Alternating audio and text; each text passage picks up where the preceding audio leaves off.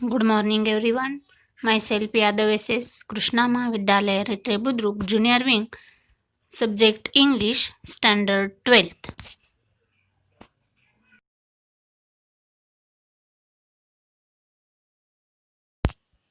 Today we learn the poem Father Returning Home. What is this poem about?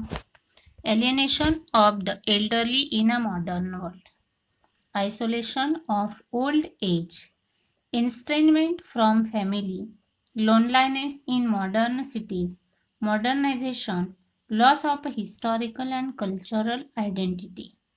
Setting Mumbai and India. See the first line of this poem, Father Returning Home. My father travels on the late evening train, standing among silent commuters in the yellow light. Suburbs slide past his unseeing eyes. Commuters means those who travel regularly from one place to another, typically to work. की बरेचसेच लोक एकाच कामासाठी वारंवार एकाच मार्गानं ये जा करत असतात, आपला प्रवास हे करत असतात. Commuter means those who travel regularly from one place to another, typically to work. म्हणजे आपण काय म्हणतो त्याला, ट्रॅव्हलर, प्रवासी, एकाच मार्गावरून प्रवास करणारे लोक. My father travel on the late evening train, standing among silent commuters in the yellow light, suburb slide past his unseeing eyes. Father returning home या कवितेमध्ये कवी दिलीप चित्रे यांनी लोकल ट्रेनमधून प्रवास करणाऱ्या एका सर्वसामान्य चाकरमानी व्यक्तीच्या आयुष्यातल्या एका संध्याकाळचं हृदयस्पर्शी वर्णन केलेलं आहे. सबर्ब मीन्स शहर. Slide past his unseeing eyes, yellow light. Yellow light means अंधार पडू लागलेला आहे, लोकांची घरी जाण्याची धावाधाव चालू झालेली आहे आणि त्यावेळेचं वर्णन या ठिकाणी पोएटनं केलेलं आहे. My father travel on the late evening train, standing among silent commuters in the yellow light, suburbs slide past his unseen eyes. In the poem Father Returning Home, poet Dilip Chitre touchingly described the evening routine of an ordinary old man who is a commuter on a local train. की local ट्रेनमधून प्रवास करणारा प्रवासी, की जो वयोवृद्ध आहे आणि त्या वयोवृद्ध लोकांच्या जीवनामध्ये कोणकोणत्या अडचणी येत आहेत, त्यांना त्यांच्या वयोवृद्धपणामध्ये कोणत्या गोष्टींची आवश्यकता आहे आणि कोणत्या गोष्टी त्यांना मिळालेल्या नाही आहेत, याचं हृदयस्पर्शी चित्रण दिलीप चित्रे यांनी फादर रिटर्निंग होम या पोएममध्ये केलेले. या ठिकाणी स्लाइडमध्ये तुम्हाला पिक्चर दाखवलेलं आहे बघा. सायंकाळ होऊ लागलेले आहे, ट्रेन मार्गावर आलेले आहे आणि त्याच स्टेशनवर एक वयोवृद्ध व्यक्ती ट्रेनमधून प्रवास करणारी, अगदी निरागसपणे आपल्या चेहऱ्यावर दुःखाचे भाव असणारी व्यक्ती त्या ठिकाणी उभी राहिलेली दिसत आहे. My father travel on the late evening train, standing among silent commuters in the yellow light, suburb slide past his unseen eyes.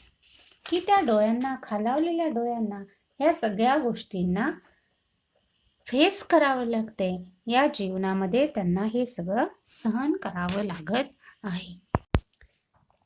His shirt and pants are soggy, and his black raincoat stained with mud, and his bag stuffed with books. He is falling apart, his eyes dimmed by age, fade homeward though the humid monsoon night. In this stanza, see now the picture, there is now rainfall. पाऊस पडू लागलेला आहे, सगळीकडे चिखल झालेला आहे आणि त्यामधून ती व्यक्ती प्रवास करताना आपल्याला दिसत आहे. की एका संध्याकाळचं हृदयस्पर्शी वर्णन पोएटने या ठिकाणी सांगितलेलं आहे. अंधार पडलेला आहे, गाड्यांच्या लाईट सगळीकडे दिसू लागलेल्या आहेत, चाकरमाने लोक आपल्या घरी जाऊ लागलेले आहेत आणि इतर हजारो लोकांप्रमाणेच तो एक वयोवृद्ध व्यक्ती मुकाटपणे थकून भागून उभ्याने प्रवास करून संध्याकाळी घरी परतताना दिसत आहे. घामाने भिजलेले कपडे, चिखलाने मळलेला रेनकोट आणि कोंबलेल्या पुस्तकांमुळे फाटायला झालेली त्याची जुनी बॅग असा त्याचा अवतार त्या ठिकाणी सांगितलेला आहे. He shirt and pants are soggy means मरखटलेलं, चिखलानं भरलेलं. अँड हिज ब्लॅक रेनकोट, कपडे रेनकोट त्याचा चिखलानं माखला गेलेला आहे, भरलेला आहे. Stained with mud and his bag stuffed with books, आणि कशी बशी त्यानं ती पुस्तकं त्या बॅगेत कोंबलेली आहेत. Is falling apart, his eyes dimmed by age, fade homeward though the humid monsoon, की पाऊस पडतोय, बाहेर सगळीकडे चिखल आहे, पाणी आहे, त्यामध्ये त्याची कपडे भरलेली आहेत आणि कोंबलेल्या पुस्तकांमुळे त्याची पिशवी देखील फाटायला आलेली आहे, जुनी बॅग झालेली आहे, जीर्ण झालेली आहे, असा त्याचा अवतार या ठिकाणी झालेला दिसून येतोय. त्याचं वर्णन या ठिकाणी दिलीप चित्रे यांनी केलेलं आहे. Like thousands of others, he commutes silently, worn and tired, standing though the trip. की हा व्यक्ती ट्रेनमध्ये उभं राहून प्रवास करतोय, की तो वयोवृद्ध आहे, थकलेला दिसतोय, दमलेला दिसतोय, म्हणून त्याला कुणीही बसण्यासाठी सीट उपलब्ध करून दिलेली नव्हती. ही returns home in the evening, आणि तो ज्यावेळी घरी आलेला आहे त्यावेळी सायंकाळची वेळ झालेली आहे, घराच्या दिशेनं तो जाऊ लागलेला आहे. He look shabby in his wet clothes, त्याचे कपडे ह्या पावसानं चिखलानं सगळे वेट झालेले आहेत, ओले झालेले आहेत. Mud stained raincoat and old bag bursting with books, चिखलानं त्याचा रेनकोट माखलेला आहे, कपडे माखलेले आहेत, आणि त्याच्याजवळ जी बॅग आहे त्या बॅगेमध्ये पुस्तकं आहेत, ती बॅग सुद्धा पुस्तकं कशी बशी ठेवण्यामुळं फाटू लागलेली आहे. असं वर्णन या स्टांजामध्ये पोएटनं एका वयोवृद्ध व्यक्तीचं केलेलं आहे, की जी व्यक्ती कम्युटर आहे, प्रवासी आहे, ती रोज त्याच मार्गावरून प्रवास करत असते. Now I can see him getting off the train like a word dropped from a long sentence. He hurries across the length of the grey platform, crosses the railway line, enters the lane. His chappals are sticky with mud, but he hurries onward. In this stanza, there is now look picture. या स्टांजाला अनुसरून असणारं picture स्लाइडमध्ये दाखवलेलं आहे. काय सांगितलेलं आहे? तर जुनी बॅग झालेली, कपडे भरलेले, रेनकोट भरलेला असा त्याचा अवतार झालेला होता, आणि तो उदासीन शून्य नजरेनं या जगाकडे बघत होता. Now I can see him getting off the train, अगदी शून्य नजरेनं. हिज आयज डीम्ड बाय एज, की त्या जीवनामध्ये काहीही रस राहिलेला नाही, उदासीन नजरेनं तो या जगाकडे बघत होता, शून्य नजरेने बाहेर बघत होता, आणि खाली उतरतो आणि घाईने आपल्या घरी जाण्यासाठी निघतो. Like a word dropped from a long sentence, he hurries across the length of the grey platform. Grey platform means it is very due to cement. Here grey suggest old age, dullness, sordidness of a father's life. काय म्हणतो आपण त्याला? जुन्या भुऱ्या रंगाचा flat, एकदम वृद्ध वडिलांचे नीरस हलाखीचे आयुष्य, की तो त्यांच्या जीवनातला जीवनाचा टप्पा सांगण्याचं काम पोएटनं या ठिकाणी केलेलं आहे.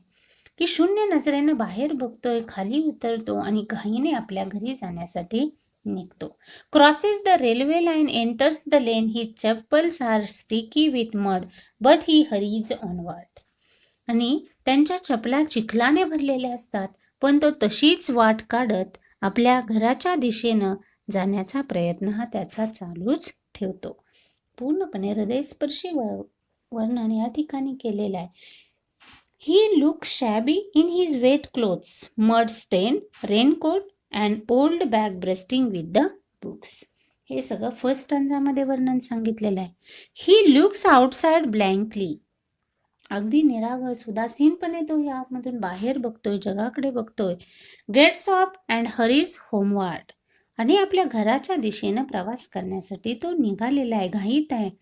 He makes his way in his मडी फुटविअर, आणि त्यानं जी चप्पल घातलेली आहे ती चप्पल सुद्धा चिखलानं माखून गेलेली आहे. पण तो तशीच वाट काढत काढत चिखलामधून आपला प्रवास हा त्याचा चालूच आहे. घराच्या दिशेनं तो निघालेला आहे.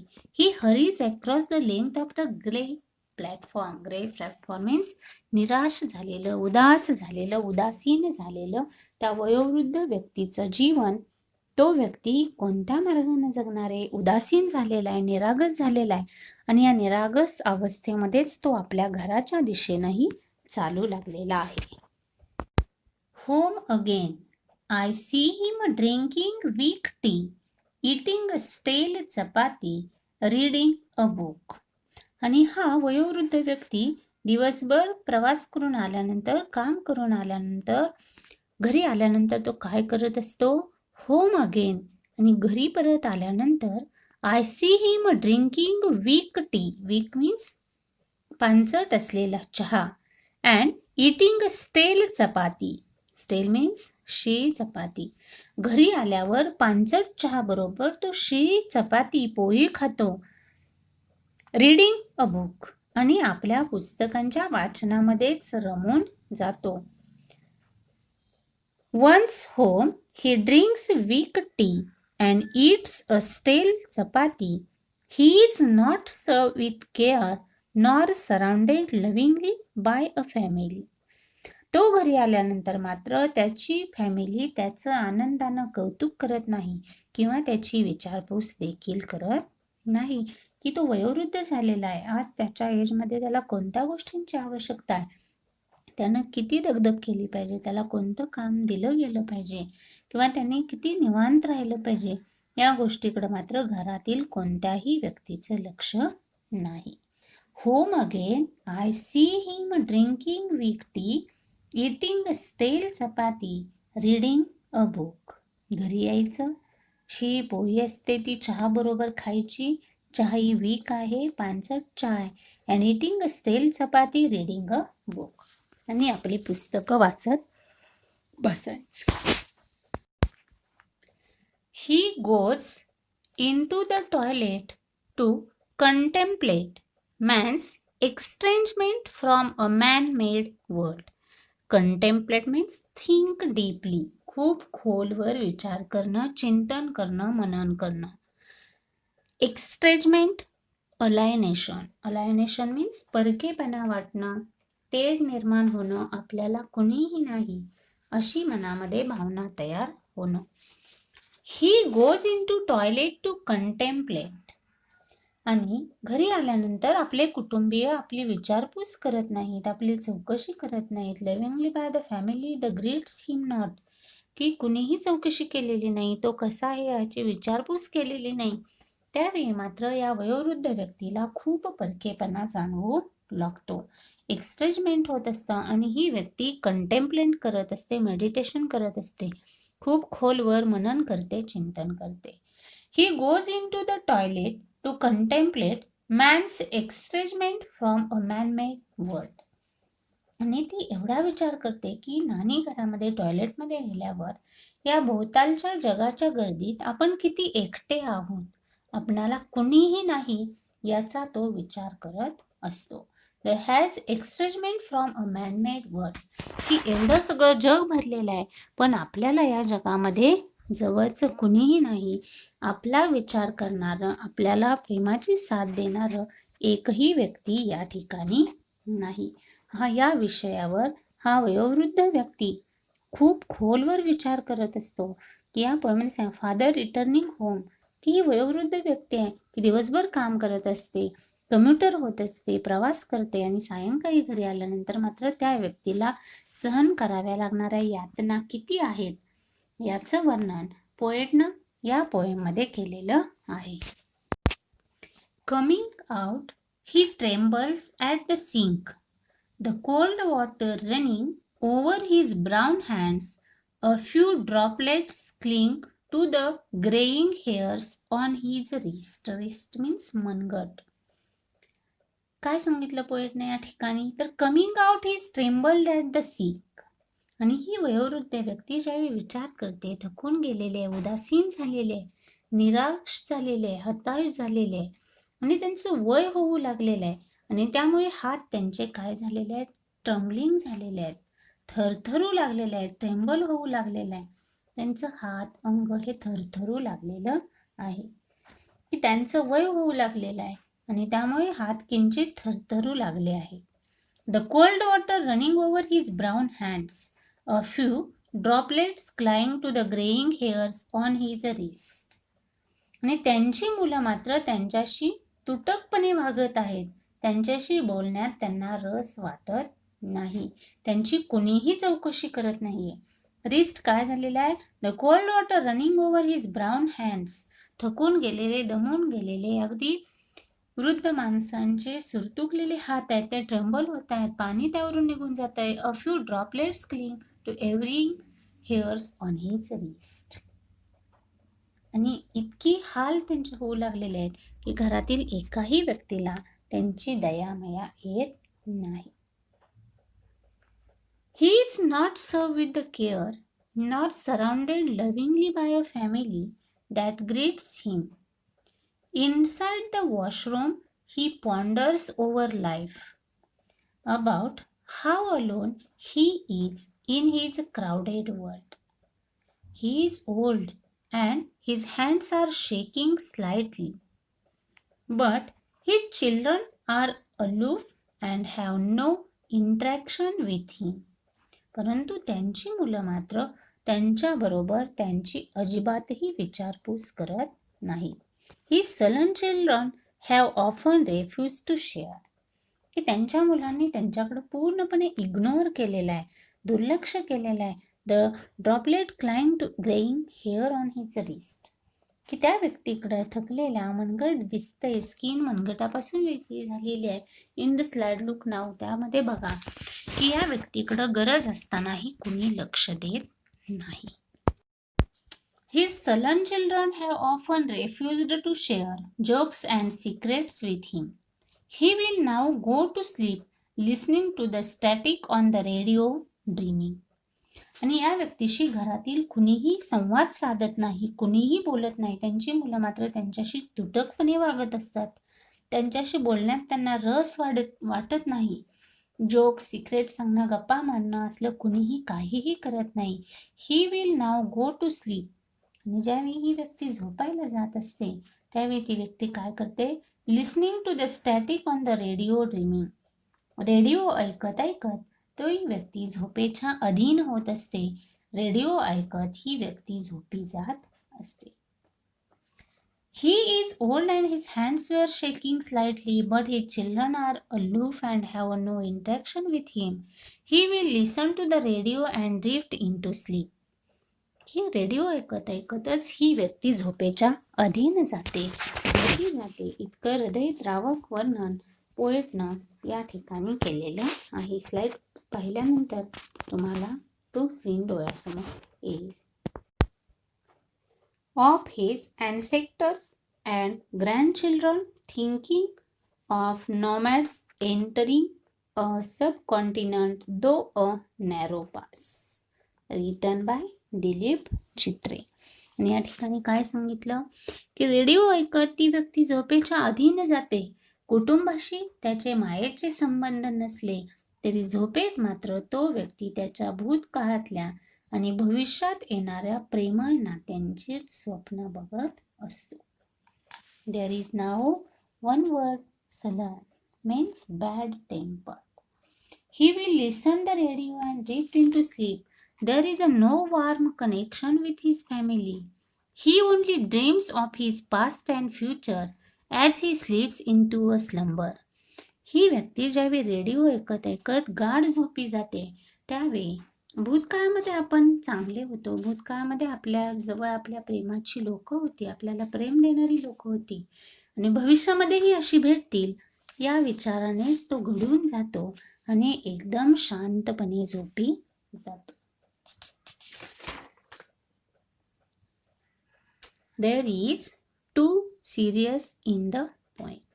The first part is about the father's spent time outside, and the second part describe his time in his house. की एकाच दिवसातल्या घरातील दोन वेजचं वर्णन पोएटने या ठिकाणी सांगण्याचा प्रयत्न केलेला आहे. The first line says he is a travelling on the evening train. The Mumbai local trains are famously crowded, but among the crowds he does not speak to a fellow passenger. He stands silently though the commute till he gets down. He doesn't take leave of any friend and no one waves to him among the crowds. He is alone. In the second stanza, the father reaches home. He has a lonely poor meal served without care.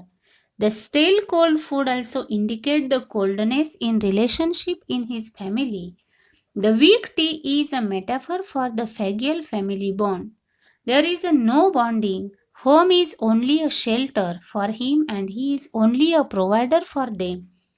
The father is only among his own family as well. So, the father is alone in the crowd of strangers and also among his own family. The father silently ponders his past. There is no communication with his family member. He would have sat with the family member together to recall happy memories and enjoy them again. Reliving the past would have been one way for the family to bond. But the father thinks of the past alone. Future plans could be also discussed with family members. A lot of discussions could have happened about money, saving, career, wedding, and also so on. Advice, suggestions are given, arguments and disagreement happen, and even anger sometimes. But the father has nothing like is happening in the presence. There is only a sullen silence. He remembers his past and think of a possible grandchildren. No one share his dream. He spent the past, present, and future alone and in a silence. The family members seem selfish and uncaring. The father drinks weak tea and eats stale food on his return. It is impossible. It is possible to serve fresh food to the breadwinner returning home, even if it is the most simpler or poorest of food. If he has a wife, then she does not seem to care much about his well-being. The poet clearly states that the children have refused to share any lighter moment or conversation with their father. Probably the mother's behavior has made the children also treat him this way. If it is the poverty they are facing them, the family seems selfish in demanding he work for them, but not even offering their company or kindness in return. In this poem, there is now day and night described in the old man's life. See the future.